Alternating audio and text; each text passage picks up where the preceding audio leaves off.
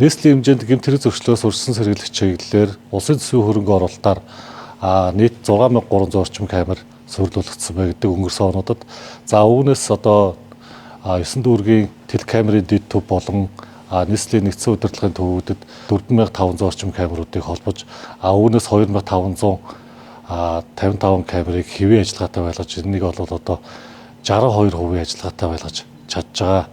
За ийм ахис дэвшил гарсан. Өмнөх онуудад бол дэд төвүүд байгуулагдахаас өмнө бол энэ тоог одоо бид нар 37.2%-тай л бол ажиллуулж чаддаг байсан. Энэ хоёрын хооронд бол камерын ашиглалтын зөрөө бол ямар байгааг одоо илтгэж байгаа хаа. Телекамеруудыг хэвийн ажиллагаатай байлгах чиглэлээр энэ онд бол одоо 9 дүүргийнхаа дэд төвүүдтэй цагдаагийн газар хэлцүүтэй хамтраад гэмтэлтэй камеруудын цэвүүдийг тодорхойлоод 2750 ширхэг камерыг бол одоо засварлуулахаар ажиллаж байна.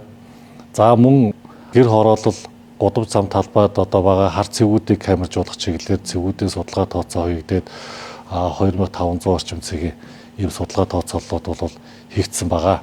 Камержуулалтын чиглэлээр иргэд аж ахуй нэгж байгууллагуудтай хамтарч ажиллах чиглэлээр бол цагдаагийн байгууллагаас мэдээлэл шаардлага хуулийн хүрээнд бол тус байгууллагуудад өгж одоо камерын стандарт шаардлагыг хангуулах ийм ажил бол 2023 оноос ахуулаад хийгдэж байгаа. За энэ ажлын хүрээнд бол нийт аж ахуй нэгж байгууллагуудын 52,000 орчим камерыг бол гадны орчинд нь суурилуулж стандартын шаардлагуудыг бол хангуулсан байгаа.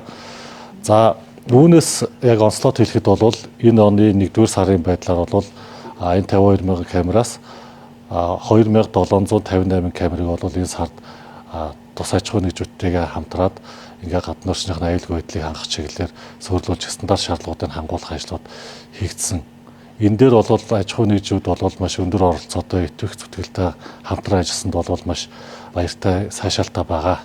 Энэ нь бол одоо гэмт хэргийг илрүүлэх энэ үйл ажиллагаанд ингээд камерыг ашиглах энэ чиглэлээр одоо аж ахуй нэгжүүд дээр ингээ очиод шүүх үйл ажиллагаа ингээд цагдаагийн байгууллагаас явуулахад бол камерын одоо хит хуучирсан технологи за тэгээд бичлэг хадгалах хугацаа энэ богино байсантай холбогдуулан энэ камерын дүрсвэслэгийн шаардлага хангахгүй, бичлэгийн шаардлага хангахгүй ийм тохиолдлууд бол байдаг байсан.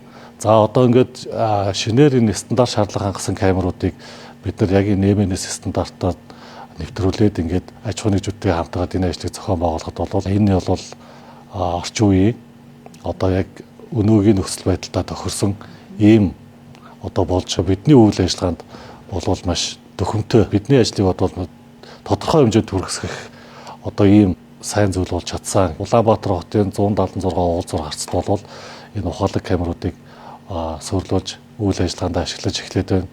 За энэ систем камерууд маань одоо үйл ажиллагаанд нэвтэрснээр манай одоо жолоочдын автомашин жолоочдогчдын одоо замын хөдөлгөөний соёл бол эрс сайжирсан гэж бол үзэж байгаа. Камерын системийг ашиглаж эхэлснээр одоо иргэд маань замын хөдөлгөөнд оролцохдоо бол соёлын түвшин хамаагүй нэмэгдсэн гэж үзэж байгаа. За эндээс анзаарахад бол суудлын бүсээ тогтмол зөөх, за тэгээ гэрэл дохио зөрчихгүй байх, за игнэ байраа эртнээс одоо зөв үзлэх ч юм уу те.